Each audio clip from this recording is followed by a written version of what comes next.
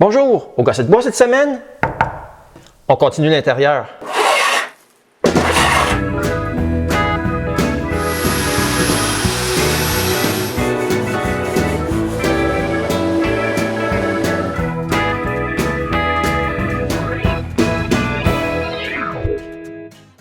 J'ai maintenant des divisions à l'intérieur de mon atelier, mais c'est pas fini. On doit apporter toutes les feuilles de contreplaqué qui sont dans la cuisine depuis mai dernier à l'intérieur. Elles vont nous servir pour faire le plancher de la mezzanine. Mais avant de les fixer en place, il faut monter toute l'isolation du plancher en haut. Ouais, il faut isoler entre les solives. Comme ça, après qu'on ait monté 6 feuilles de contreplaqué et que tous les paquets de laine isolante sont en haut, René peut commencer à isoler le plancher. C'est la dernière chose qu'il nous reste à isoler. Puis elle est vraiment bonne là-dedans. Quand on a le tiers d'isolé, on peut commencer à installer les feuilles de contreplaqué.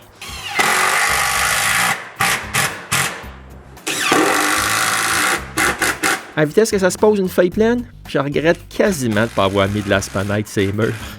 Tout serait déjà fini.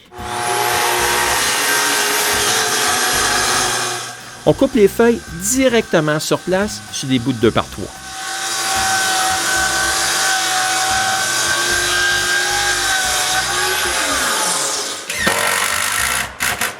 Puis je continue à visser. Après avoir posé une première rangée, on déplace le reste des contreplaqués, puis René termine l'isolation.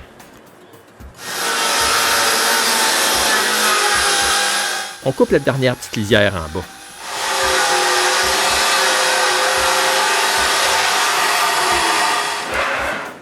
Ensuite, il ne reste plus qu'à l'essayer en place.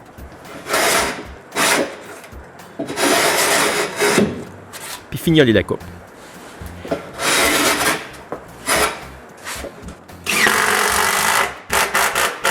Puis enfin, l'installer. Le plancher il est fini, mais il reste un petit bout de mur à finir. Pour ça, je coupe une planche en angle.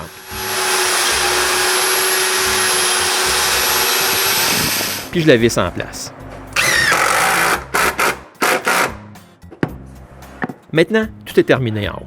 Il ne reste plus qu'à sabler le plancher.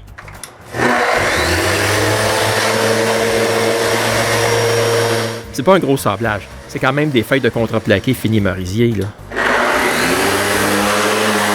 Donc, je sable plutôt pour enlever mes marques de crayon puis les taches sur le bois.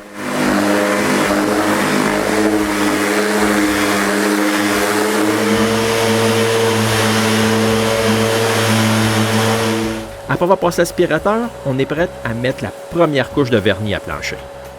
Vous savez, celui qui pue en maudit. On commence par faire le tour au pinceau.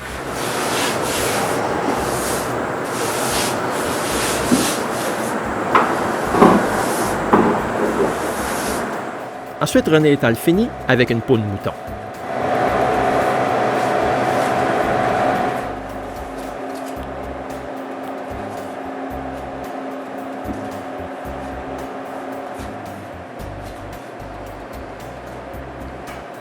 Comme ça ne peut pas puer plus que ça pue là, j'en profite pour vernir des petits bouts de planche qui me restent.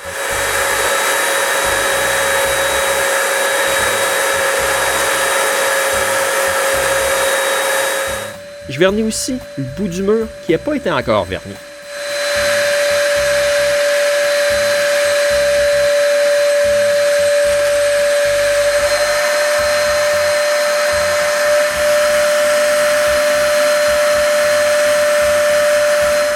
Ça, c'est ce que le plancher a de l'air le lendemain. On voit très bien qu'il faut d'autres couches. Puis ça, c'est après 3 couches de vernis. Ça va être parfait.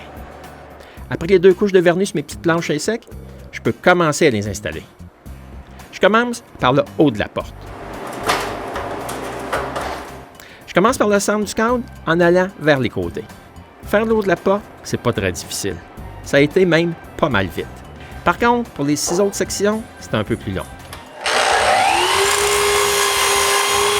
Il faut que je fasse 2 angles de coupe par planche.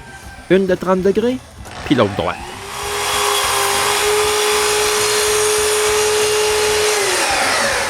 Après, il ne reste plus qu'à les installer puis les visser en place. J'ai pas besoin de René pour ça. Je l'envoie donc couper du bois de chauffage dehors.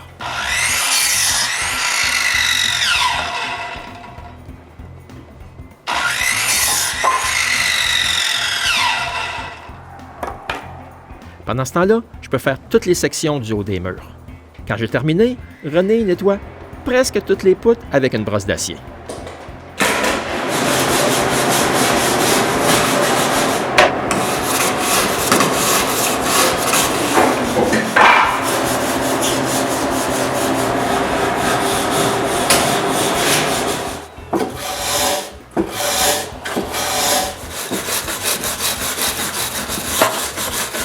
OK, j'ai fait un peu de travail aussi.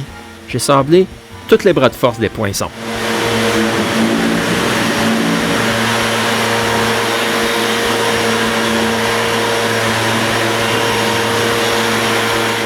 Avant même qu'elle ait fini de brosser, je passe l'aspirateur partout, sur puis autour des poutres qu'elle a brossées.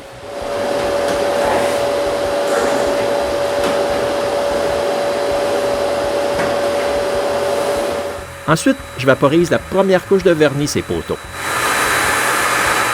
Les bras de force, puis les pannes sablières.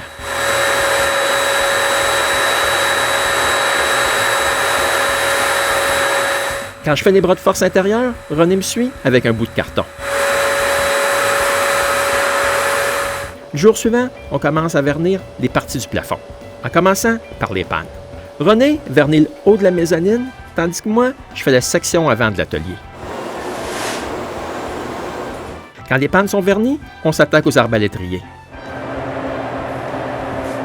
Le lendemain matin, je commence la deuxième couche, c'est poutres de la mezzanine. Notre but est de pouvoir déplacer cette pile de bois-là pour faire les deux sections du centre. Mais il me manque du vernis. Je dois donc arrêter, puis aller dehors pour aller aider la gang à vider l'abri tempo qui contient les choses de notre ancienne remise. Il y en avait des choses à déplacer.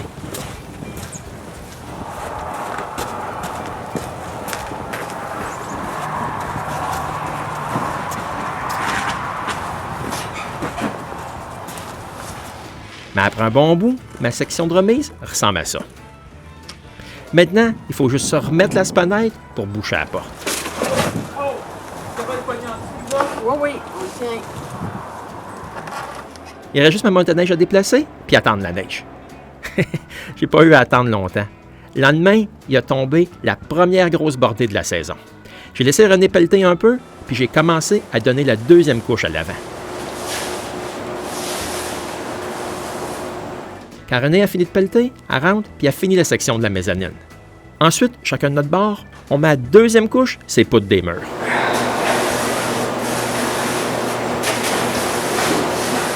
Maintenant, on doit arrêter à cause du bois qui est entreposé ses entraits.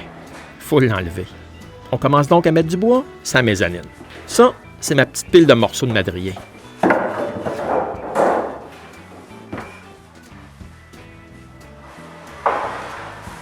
Après, on déplace le pain des murs puis les 2x8 de la potence. On a tout un système pour déplacer les planches de manière efficace.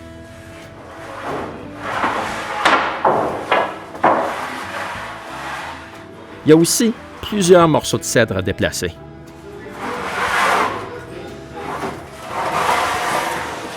Finalement, il n'y a plus de bois à ses entrées, puis on est prêt à travailler ces sections du centre. Mais ça sera pour un autre jour, parce qu'il faut finir de pelleter la neige avant d'aller au bureau. Le lendemain, on déplace les échafauds dans les deux sections du centre. Je peux maintenant frotter les poutres des deux sections. Ensuite, je passe l'aspirateur partout, ces sections du milieu. Pendant ce temps-là, René continue de pelleter ce qu'on n'a pas eu le temps de finir la veille. Mais le jour suivant, elle est au poste pour la première couche de vernis, c'est les poutres du centre. En 2 jours, on a mis les 2 couches de vernis, puis tout le plafond est terminé. Le vernis à l'huile a vraiment fait ressortir les couleurs des poutres. C'est vraiment les couleurs qu'on recherchait. Merci, puis on se revoit bientôt pour la suite au Gosse de bois.